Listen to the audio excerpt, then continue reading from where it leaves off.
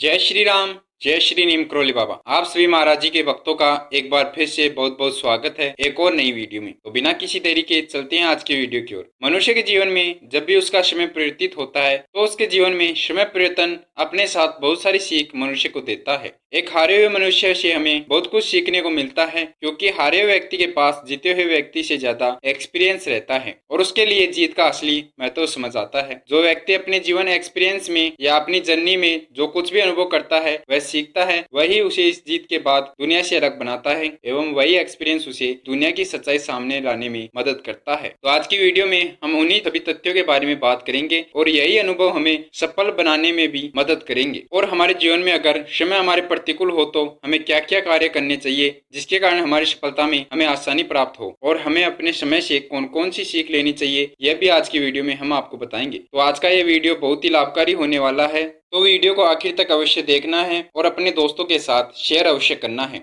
मनुष्य अपने जीवन में जो कुछ भी सीखता है वह कभी ना कभी इसका प्रयोग अवश्य करता है। तो महाराज जी आज आपको ऐसे ही कुछ तथ्य बताने वाले हैं जिनको आपको अपने जीवन में बहुत बार उपयोग में लाना होता है, और इन तथ्यों की मदद से आप अपने जीवन को आसान बना सकते हैं। यानी कि आपके स्ट्रगल के समय में आने वाली परेशानियों से आप कुछ कदम आगे चल सकते हैं, क्योंकि आपको उस एक्सपीरियंस को सीखने का पहले ही मौका मिल रहा है। जो कि लोग उस समय पर जो भी चीज सीखते हैं आप आज ही सीख लोगे, जिसके कारण आप उनसे 2 कदम आगे रहोगे और आपको सफलता में आसानी होगी। और आज का यह क्रमांक इसलिए भी सभी भक्तों के लिए महत्वपूर्ण है क्योंकि कुछ भक्त अपने सफलता के दौर में कुछ ऐसी गलतियां करते हैं जिनके कारण उन्हें सफलता पाने में बहुत अधिक समय लग जाता है। तो आप अभी इस दौर में अगर गुजर रहे हैं तो आपको ऐसे तथ्य बताने वाले हैं जिनकी मदद से आप अपनी सफलता को आसान बना सकते हैं, यानी कि उस दौर में आने वाली परेशानियों को कम कर सकते हैं। तो वीडियो को आखिर तक अवश्य देखना और इन तथ्यों को एक बार अपने जीवन में जरूर अपनाना। आपके जीवन के सभी कष्ट और सफलता में आने वाली बाधाएं दूर हो जाए। महाराज जी आज सभी भक्तों को बताएंगे कि आप अपनी जर्नी को कैसे आसान कर सकते हैं और कैसे आप इस गलती को करने से बच सकते हैं। सबसे पहले तो अगर आपका हृदय अब धीरे धीरे महाराज जी से जुड़ रहा है तो आप सोच रहे हैं कि उस समय मेरा हृदय या मेरा मन महाराज जी से क्यों नहीं जुड़ पाया, तो इसमें भी एक गहरी बात है जो कि महाराज जी ने बताई है। क्योंकि भक्त अपने गुरु को अपने स्ट्रगल के समय भूल जाते हैं, या ये समझ लीजिए अपने कुल देवता से वह दूर हो जाते हैं। पहले तो महाराज जी की पूजा करते थे या कुल देवता की पूजा करते थे, लेकिन आपने उस समय वह पूजा करना बंद कर दिया तो यह भी आपके जीवन में बाधा ला सकता है या आपको कठिनाइयां दे सकता है। तो इन सभी के पीछे एक बहुत बड़ा कारण होता है, वह होता है अचानक से समय का परिवर्तन होना। क्योंकि जब हमारा समय बदलता है तो समय हमारे अनुकूल नहीं रहता, तो उस समय बहुत से लोग अपना विवेक खो देते हैं। महाराज जी बताते हैं कि जब किसी व्यक्ति का या जब किसी भक्त का समय परिवर्तित होता है तो सबसे पहले उसकी बुद्धि कार्य करना बंद करती है। इसका मतलब यह है कि जब आपका समय आपके अनुकूल चल रहा है तो आपकी बुद्धि आपका साथ देती है, लेकिन जब आपका समय बदल जाता है और आपका समय आपका साथ नहीं देता तो आपकी बुद्धि कार्य करना बंद कर देती है, और उस समय आप अच्छे में और बुरे में अंतर करना भूल जाते हैं या उपयोगी और अनुपयोगी में फर्क नहीं समझ पाते। तो आप अपने अनुकूल समय में भी अपने मन का आकलन कर सकते हैं कि आपकी बुद्धि उस समय में भी अगर सही निर्णय ले पा रही है तो आप अपने जीवन में कभी भी निराश नहीं हो सकते। या कैसा भी समय हो आप उस परेशानी से या संकट से बाहर आसानी से निकल सकते हैं, क्योंकि बुद्धि का ही पूरा खेल होता है। क्योंकि अपने प्रतिकूल समय में जो व्यक्ति सही और सटीक निर्णय ले पाता है वह उस समय को कभी भी परिवर्तित कर सकता है और अपने अनुकूल बना सकता है। जब किसी भक्त का समय उसके प्रतिकूल चल रहा होता है तो उस समय वह अपने जीवन की बहुत बड़ी गलतियां करता है, क्योंकि उस समय उसकी बुद्धि ने कार्य करना बंद कर दिया है और वह नहीं समझ पा रहा है कि उसे कैसे निर्णय लेना चाहिए, क्या उसके जीवन के लिए सही है, क्या उसके जीवन को गलत रास्ते की ओर ले जा रहा है। और व्यक्ति का प्रतिकूल समय ही उसके धैर्य की क्षमता और उसकी बुद्धि की कार्य क्षमता का आकलन कराता है। तो इसलिए व्यक्ति को अपने प्रतिकूल समय में शांति के साथ और धैर्य रखकर किसी भी कार्य का फैसला लेना चाहिए, उसके बाद ही उस कार्य को पूर्ण करना चाहिए, जिससे उसके जीवन में चल रही परेशानियां कम होगी और वह परेशानियां अब नई परेशानियों में परिवर्तित नहीं हो सकती। क्योंकि आप उस समय बहुत से गलत कदम उठा लेते हैं जिनके कारण आपके जीवन में एक और नई परेशानी आ जाती है, जो कि आप चाहते हैं आपकी पिछली परेशानी समाप्त हो जाए, लेकिन एक और परेशानी ने आपके जीवन में जन्म ले लिया है और आप एक नए दलदल में फंस जाते हैं। बहुत से भक्त ऐसे भी होते हैं जब उनका समय परिवर्तित होता है,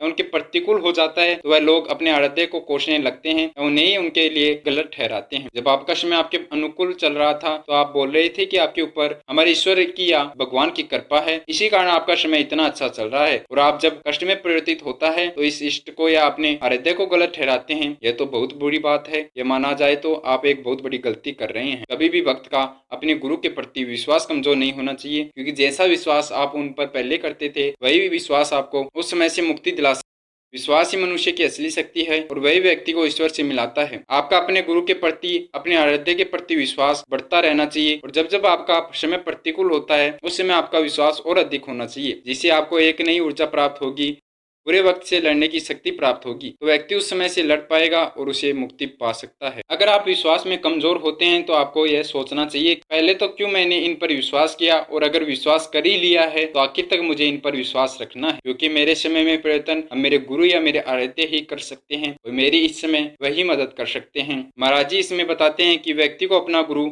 बहुत ही सोच समझकर बनाना चाहिए, या किसी को अपना गुरु बनाने से पहले उसके बारे में सब कुछ जान लेना चाहिए। और अगर आप उसके बारे में सब कुछ जान गए हैं तो ही अपने गुरु का पद देना चाहिए, क्योंकि गुरु ही अपने भक्त को मार्गदर्शन दिलाता है। और अगर आपके गुरु पर आपका विश्वास नहीं होगा तो आपका कोई भी कार्य सफल नहीं होगा। तो सर्वप्रथम अपने गुरु पर अपना विश्वास बनाइए और उस विश्वास को कभी भी कमजोर नहीं होने दे, क्योंकि अगर आपने किसी को अपना गुरु बना ही लिया है तो आपको उनमें किसी प्रकार की महानता दिखाई दी है, इसी कारण आपने उन्हें अपना गुरु बनाया है। और गुरु का कार्य उनके ऊपर छोड़ दीजिए कि वह आपको कैसे सफल बनाएंगे, कैसे आपके जीवन में समय को आपके अनुकूल करते हैं। तो यह गलतियां आपको अपने जीवन में कभी भी नहीं करनी चाहिए। बहुत से वक्त जब उनके समय में परिवर्तन होता है तो यह भूल जाते हैं कि पहले उनके गुरु ने उनकी बहुत मदद की थी और वह लोग उन्हें ही गलत ठहराने लगते हैं। तो यह आपको गलती नहीं करनी है। आपके गुरु का जो भी फैसला है या जो भी निर्णय है उन्हें आपको खुशी खुशी स्वीकार करना चाहिए। दूसरी गलती आपकी क्या है जिसके कारण आपको सफलता में परेशानियां आती है या आप बहुत बार असफल भी हो जाते हैं, तो इस गलती को करने से आपको बचना है और महाराज जी की बताए अनुसार इसका पालन करना है। और जानते हैं कौन सी वह आपकी दूसरी गलती है जो कि महाराज जी ने बताई है। जब कोई भी व्यक्ति असफल होता है तो चाहे उसमें उसके कर्मों का फल हो या नियति की मर्जी हो, इस प्रकार की असफलता को आपकी असफलता मान लेना सबसे बड़ी गलती है। यदि आप अपने जीवन में बार बार असफल हो रहे हो तो आपके द्वारा किए गए कार्य में किसी प्रकार की कमी है, और अगर इसमें आपने बहुत मेहनत की है उसके बाद भी अगर आप असफल हुए हो तो आप ईश्वर को गलत ठहराते हैं, तो यह आपकी बड़ी गलती है। आपको इस योजना को समझना चाहिए। वह कैसे? क्या पता ईश्वर ने आपके लिए एक बहुत बड़ी योजना बना रखी हो जिससे कि आपका कार्य में जो असफलता आपको प्राप्त हुई है उससे भी बड़ी सफलता महाराज जी ने आपके लिए तैयार की हो, या आपको उस रास्ते की ओर ले जा रहे हो जो रास्ता बहुत ही बड़ी सफलता के लिए तैयार हुआ हो। और ईश्वर की योजना कोई नहीं समझ पाया, क्योंकि ईश्वर अपने भक्तों के लिए हमेशा अच्छा और लाभदायक रास्ता तय करते हैं। इसमें भी हम बहुत ज्यादा बाधा डालते हैं, क्योंकि ईश्वर हमारे कर्मों में पहले ही लिख चुके हैं कि हमें किस रास्ते पर चलना है और कौन से रास्ते में हमें सफलता प्राप्त हो सकती है। अगर हमने अपने कर्मों में बहुत मेहनत की है और उनके बाद भी हमें असफलता ही हाथ लगी है तो हमें थोड़े धैर्य की आवश्यकता है, क्योंकि कुछ समय बाद ही हमारे लिए एक बहुत बड़ी सफलता इंतजार कर रही होती है। उसके बाद हमें यह महसूस होता है कि हमने ईश्वर को ऐसे ही कोस दिया, उन्होंने हमारे लिए इतनी बड़ी सफलता तैयार कर रखी थी या इतना बड़ा तोहफा तैयार कर रखा था और हम एक छोटे से कार्य के पीछे भाग रहे थे जो कि मेरे लिए बना ही नहीं था या मेरे लिए अच्छा नहीं था। इसलिए व्यक्ति को असफलता को कभी भी अपना भाग्य नहीं मानना चाहिए कि मेरे भाग्य में तो ईश्वर ने असफलताएं लिखी है, मैं कभी सफल नहीं हो सकता। ऐसा नहीं है। ईश्वर अपने भक्तों के लिए बहुत अच्छा सोचते हैं, एक बहुत अच्छी सफलता तैयार रखते हैं जो कि आपको एक असफलता के बाद ही प्राप्त होती है। अगर आपके जीवन में अभी भी असफलताएं प्राप्त हो रही है, यह आपको विश्वास रखना होगा कि इसके बाद जरूर आपके जीवन में सफलता आएगी। तो आपको उस असफलता को स्वीकार करना है और अपने जीवन के कार्य करते रहना है और अपने कर्मों को और ज्यादा मेहनत करके पूर्ण करना है, ताकि हम उन असफलताओं से सीख कर एक बहुत बड़ी सफलता प्राप्त कर सके। ऐसा होता है कि ईश्वर ने हमारे लिए बहुत अच्छा सोचा है, बड़ा सोच रखा है, तो हम छोटी सी सफलता में ही अपनी खुशी ढूंढने लगते हैं और उसे ही अपना जीवन समझने लगते हैं। यह हमारी बहुत बड़ी गलती होती है, क्योंकि ईश्वर की इच्छा ही हमारे लिए सर्वोपरि होती है। क्या पता हम एक बहुत बड़ी सफलता को अर्जित करने के भागीदारी हो, तो इसलिए हमें हमेशा अपने इष्ट और अपने गुरु पर विश्वास रखना चाहिए कि जो भी वह हमारे लिए करेंगे वही हमारे लिए सर्वोपरि होगा। उन्होंने हमारे लिए आवश्यक ही कुछ सोच रखा है